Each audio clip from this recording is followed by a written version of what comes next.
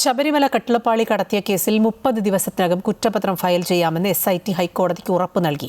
സ്വർണ്ണക്കൊള്ള കേസിൽ അന്വേഷണം അനന്തമായി നീട്ടാനാവില്ലെന്ന് ഹൈക്കോടതി പറഞ്ഞു. ശാസ്ത്രീയ പരിശോധനാ ഫലം ലഭിച്ചിട്ടും കുറ്റപത്രം വൈകുന്നത് ആരാഞ്ഞപ്പോഴാണ് SITയുടെ മറുപടി.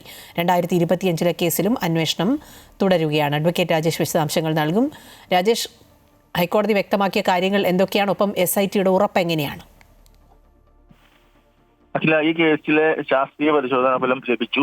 മറ്റുള്ള സാക്ഷികളെ ചോദ്യം ചെയ്ത് അതിന്റെ കാര്യങ്ങളും ഇപ്പോൾ ജയിലിൽ പോയ ആദ്യത്തെ കേസാണ് ഈ പറയുന്നത്. ആദ്യത്തെ കേസിൽ ഈ കട്ടിളപ്പാടി കടത്തിക്കൊണ്ടുപോയത് ആ കേസിൽ സ്വർണം എത്ര പോയെന്നുള്ളതും സ്വർണത്തിന്റെ അളവും ഈ കാര്യങ്ങളെല്ലാം SIT ഹൈക്കോടതിയിൽ ബോധിപ്പിച്ചിട്ടുണ്ട്. അതിന്റെ ശാസ്ത്രീയ പരിശോധനാ ഫലം, കാരണം ഈ സ്വർണം വേർതിരിച്ചെടുത്തതിന്റെയും സ്വർണം പിന്നീട് പൂശിയതിന്റെയും എല്ലാം അത് ക്ലൗഡ് ചെയ്തതും പിന്നീട് കാസ്റ്റ് ചെയ്തതും തമ്മിലുള്ള വ്യത്യാസം ഇതെല്ലാം ഹൈക്കോടതിയിൽ ബോധിപ്പിച്ചിട്ടുണ്ട്. അതിന്റെ അടിസ്ഥാനത്തിലാണ് കോടതി ഇനി ഇത് അന്വേഷണം എന്ന് പറഞ്ഞ് നീട്ടിക്കൊണ്ടു പോകാനാവില്ല, അതുകൊണ്ട് എത്രയും പെട്ടെന്ന് കുറ്റപത്രം ഫയൽ ചെയ്യുക. കാരണം ഒരു കേസിന്റെ കുറ്റപത്രം ഫയൽ ചെയ്യുമ്പോൾ അന്വേഷണം പൂർത്തിയായി വിചാരണ തുടങ്ങുവാനുള്ള ആദ്യത്തെ പടി എന്നുള്ള രീതിയിലാണ് കുറ്റപത്രം ഫയൽ ചെയ്യുന്നത്. അതിനുശേഷം പ്രതികൾക്ക് ചാർജ് വായിച്ചു കേൾപ്പിച്ച് പ്രതി പിന്നെ വിചാരണ നടപടിയായിട്ട് മുന്നോട്ട് പോവുക.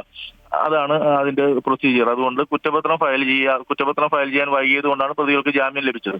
അതുകൊണ്ട് കുറ്റപത്രം 30 ദിവസത്തിനുള്ളിൽ ഫയൽ ചെയ്യാനാവുമെന്നാണ് ഇപ്പോൾ SIT അറിയിച്ചിട്ടുള്ളത്. മറ്റൊന്ന്, 2025 കേസ്, അത് 2019 ചെയ്ത കാര്യത്തിന്റെ ഒരു തുടർച്ചയാണെന്നാണ് ഇപ്പോൾ SIT ഹൈക്കോടതിയെ ധരിപ്പിച്ചതായി അറിയുന്നത്. അതുകൊണ്ട് തന്നെ ഇത് ചിലപ്പോൾ ഒരു കേസിന്റെ തന്നെ കണ്ടിന്യൂഷൻ ആയിട്ട് ആ തുടർച്ച എന്നുള്ള തുടരന്വേഷണം എന്നുള്ള രീതിയിൽ, പുതിയ വെളിപ്പെടുത്തലിന്റെ അടിസ്ഥാനത്തിൽ നടക്കുന്ന തുടരന്വേഷണം എന്ന രീതിയിൽ കണ്ടിന്യൂയിങ് അന്വേഷണമായിട്ട് പോകാനും ഒരു സാധ്യതയുണ്ട്. അതുകൊണ്ട് പുതിയ FIR ഇടേണ്ട ആവശ്യമില്ലെന്നും ഇതിൽ തന്നെ കുറ്റച്ചാർജ് കൊടുത്തുകൊണ്ട് ഈ പ്രതികളെ കൂടി ആ കേസിൽ ഒറ്റ കേസിൽ തന്നെ പ്രതികളാക്കി ഇതൊരു തുടർ കുറ്റകൃത്യമായിട്ട് എന്നുള്ള രീതിയിൽ ചിലപ്പോൾ മുന്നോട്ട് പോകുവാനും സാധ്യതയുണ്ട്. ഇക്കാര്യവും ഒക്കെ SIT ഹൈക്കോടതിയായിട്ട് കമ്മ്യൂണിക്കേറ്റ് ചെയ്തു എന്നുള്ളതാണ് നമുക്ക് ലഭിക്കുന്ന വിവരം. ഏതായാലും ഈ രണ്ടാമത്തെ കേസിലും, അതായത് 2025 കേസിലും പൂർണ്ണമായും പരിശോധന നടന്നു.